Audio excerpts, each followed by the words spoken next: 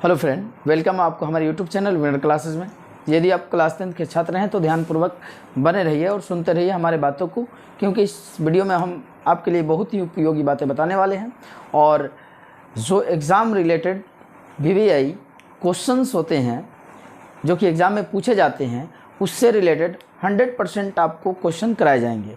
तो प्रत्येक चैप्टर से, फिजिक्स से, केमिस्ट्री से, बायोलॉजी से, यानी पूरे साइंस का जो है हर एक चैप्टर से आपको 30-30 प्रश्न दिए जाएंगे और बताए जाएंगे, जिससे कि आपका बोर्ड में जो पूछे जाने वाले प्रश्न हैं जो 100% इसी में से आएंगे। तो इस तरह से इस क्वेश्चन को देखने के लिए, समझने के लिए और ध्यान में रखने के लिए, अपने स्कोर को बढ़ाने के लिए आप हमारे वीडियो में अंत तक बने रहिएगा। आइए देखते हैं। चलिए, क्वेश्चन क्या कह रहा है। फर्स्ट नंबर क्वेश्चन है कि जिन वस्तुओं से प्रकाश निकलता है क्या कहलाता है। जैसे बल्ब है, इससे प्रकाश निकलता है, क्या कहलाएगा। जैसे आपका सूरज है, इससे प्रकाश निकलता है, क्या कहलाएगा। तो इस तरह की वस्तुओं को हम कहते हैं प्रकाश स्रोत। क्या कहते हैं? प्रकाश स्रोत कहते हैं। प्रकाश स्रोत कहते हैं, है ना। तो ये इसको क्या कहते हैं, बोलो? प्रकाश स्रोत कहते हैं, जिन वस्तुओं से प्रकाश निकलता है। और क्या होता है, देखो, प्रकाश स्रोत दो प्रकार के होते हैं। एक मानव निर्मित प्रकाश स्रोत और दूसरा जो होता है प्राकृतिक प्रकाश स्रोत होता है। चलिए दूसरा क्वेश्चन, सूर्य क्या है। सूर्य क्या है? तो हम जानते हैं कि सूर्य से प्रकाश निकलता है। तो एक्चुअल में सूर्य जो हो गया आपका क्या कहलाएगा? प्रदीप्त है। क्या है? प्रदीप्त वस्तु है, यानी यह प्रदीप्त कहलाएगी। सूर्य क्या है? सूर्य हमारा प्रदीप्त है। और चंद्रमा क्या है? तो याद रखिएगा, चंद्रमा का अपना प्रकाश नहीं होता है, इसलिए चंद्रमा क्या हो गया? अप्रदीप्त हो गया। जिन वस्तु से स्वयं प्रकाश उत्सर्जित नहीं होता है उन्हें हम क्या कहते हैं, बोलिए? अप्रदीप्त कहते हैं। तो यहाँ पे चंद्रमा क्या हो गया? हमारा अप्रदीप्त हो गया। आइए, हम वैसी भी वस्तु को देख पाते हैं जिस पर प्रकाश सीधे नहीं पड़ता है। यानी आप देखे होंगे कि एक्चुअल जैसे आप अपने घर में बैठे हैं, तो घर में बैठे हैं तो क्या होता है कि प्रकाश जो है बाहर पड़ा हुआ है, लेकिन हम वहाँ के प्रकाश के कारण हम अंदर की भी वस्तुओं को देख पाते हैं। किस कारण से? तो हम इसमें बोल सकते हैं, प्रकाश जब किसी वस्तु पर पड़ती है या छोटे कोणों पर पड़ती है तो वह विभिन्न दिशाओं में क्या हो जाती है? परिवर्तित हो जाती है। तो उस क्रिया को हम प्रकीर्णन कहते हैं। तो इसका जो आपका आंसर होगा कि हम वैसी भी वस्तु को देख पाते हैं जिस पर प्रकाश सीधे नहीं पड़ता है, वह घटना किसके कारण होती है? तो प्रकाश का प्रकीर्णन। प्रकाश का प्रकीर्णन, यानी प्रकाश के प्रकीर्णन के कारण हम वैसी भी वस्तु को सीधे देख पाते हैं जिस पर प्रकाश सीधे नहीं पड़ती है। किस किरणपुंज में किरणों के बीच की दूरी बढ़ते जाती है। चलिए, हम किरणपुंज किसे कहते हैं? तो किरणों के समूह को क्या कहा जाता है? किरणपुंज कहा जाता है। किरणों के समूह को हम किरणपुंज कहते हैं। किरणपुंज जो होते हैं कितने प्रकार के होते हैं जी? 3 प्रकार के होते हैं, अपसारी, अभिसारी और समानांतर। तो यहाँ पे बोल रहा है कि किस किरणपुंज में किरणों के बीच की दूरी क्या होते जाती है? बढ़ते जाती है। तो इसका आंसर होगा अपसारी। कौन सा? अपसारी किरणपुंज। अपसारी किरणपुंज वो किरणपुंज होती है जो एक बिंदु स्रोत से निकलकर फैलती चली जाती है, यानी इनके बीच की दूरी क्या होते जाती है? बढ़ते जाती है। चलिए आगे देखते हैं। 6 नंबर क्वेश्चन कर रहा है कि प्रकाश के परिवर्तन के कितने नियम हैं। तो प्रकाश के परिवर्तन के कितने नियम हैं? 2 नियम हैं। क्या नियम कहता है या 2 नियम? पहला नियम कहता है कि आपतित किरण और आपतन बिंदु पर डाला गया अभिलंब और प्रवर्तित किरण तीनों एक ही सतह में होते हैं। दूसरा कहता है आपतन कोण प्रवर्तन कोण के बराबर होता है। तो आइए अगला देखते हैं। तो प्रकाश के परिवर्तन के कितने नियम हैं? तो प्रकाश के परिवर्तन के कितने नियम हैं? 2 नियम हैं। फिर आगे देखते हैं, आपतन कोण I तथा प्रवर्तन कोण R में क्या संबंध है। आपतन कोण I और क्या जी? प्रवर्तन कोण R में क्या संबंध है। जैसे हम जानते हैं कि प्रकाश एक यह सतह हो गया, इस पर पड़ेगा तो यह आपतित किरण हो गया, ये क्या हो गया? प्रवर्तित किरण हो गई, ये अभिलंब हो गया। तो ये आपतन कोण कहलाता है, ये प्रवर्तन कोण R कहलाता है। इन दोनों में क्या संबंध है? तो इन दोनों में किसका संबंध है? बराबर का। किसका संबंध है? बराबर का संबंध है, यानी I बराबर क्या जी? R होता है। यानी I बराबर क्या होता है? R होता है। चलिए, समतल दर्पण पर लंबवत पड़ने वाली प्रकाश की किरण कैसे प्रवर्तित होती है। यानी कोई समतल दर्पण है, इस समतल दर्पण में प्रकाश सीधे आ रही है, लंबवत आ रही है, तो यह उसी पथ पे वापस लौट जाती है। समतल दर्पण पर लंबवत पड़ने वाली प्रकाश की किरण क्या होती है?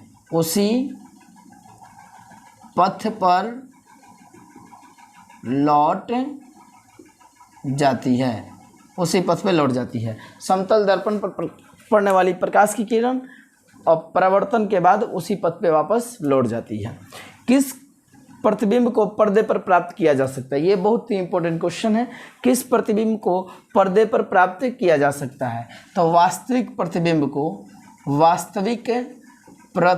को हम पर्दे पर प्राप्त कर सकते हैं। वास्तविक प्रतिबिंब को पर्दे पर प्राप्त किया जा सकता है। प्रतिबिंब कितने प्रकार के होते हैं? 2 प्रकार के, काल्पनिक और क्या जी, वास्तविक। काल्पनिक को आभासी भी कहा जाता है।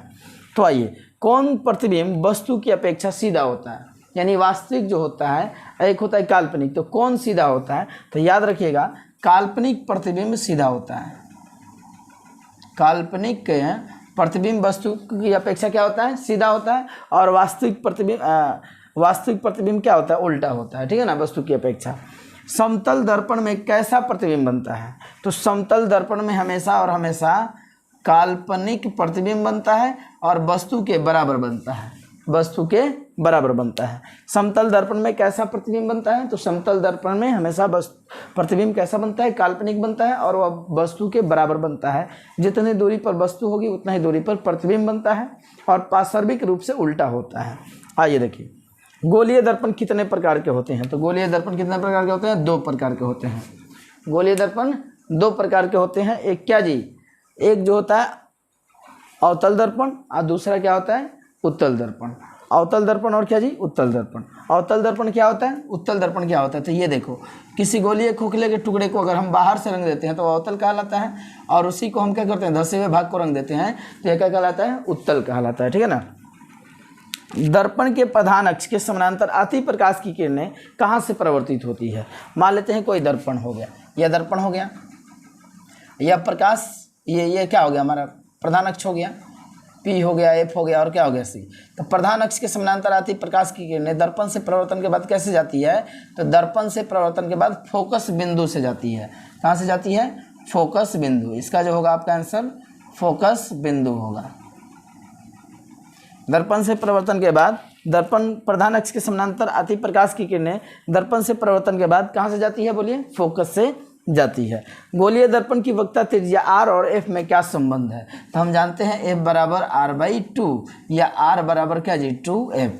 F बराबर R/2 या R बराबर क्या होता है? बोलो, 2F होता है। यह आपका क्या है? इसका संबंध है।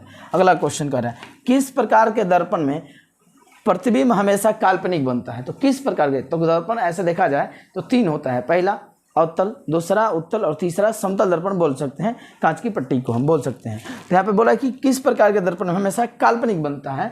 तो हमेशा काल्पनिक बनता है। तो हमेशा काल्पनिक जो बनता है किस में बनता है? उत्तल में बनता है। और क्या जी? बोलिए, समतल में भी बनता है। तो इसका आंसर क्या हो जाएगा? उत्तल और क्या जी? समतल। अगर यहाँ पे बोलता है कि किस प्रकार के गोलीय दर्पण में, अगर ये बोल देता ना किस प्रकार के गोलीय दर्पण में, तो यहाँ पे केवल क्या आता है? आंसर उत्तल होता, ठीक है ना।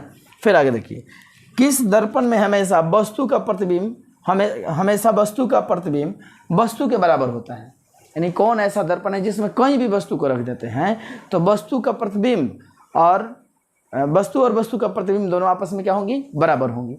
तो हमेशा बोलने की वजह से बोला इसमें हमेशा, तो इसका होगा क्या जी? हमेशा किस में होता है? समतल दर्पण में।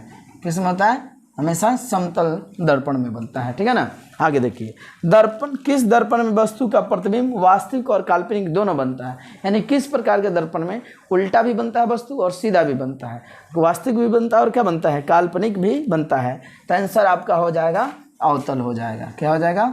अवतल। तो ये रहा आपका 17 क्वेश्चन।